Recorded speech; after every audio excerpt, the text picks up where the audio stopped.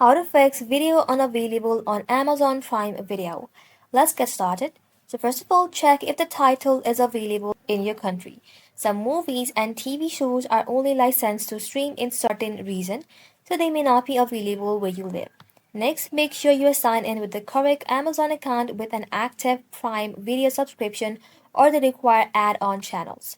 If the title should be available, you can check your internet connection and even switch to a stable Wi-Fi or mobile data connection.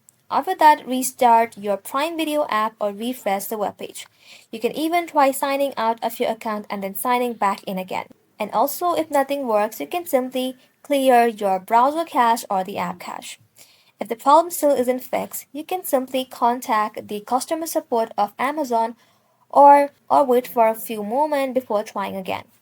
That's it guys, thank you all for watching. If this video was helpful, consider subscribing to our channel and liking this video.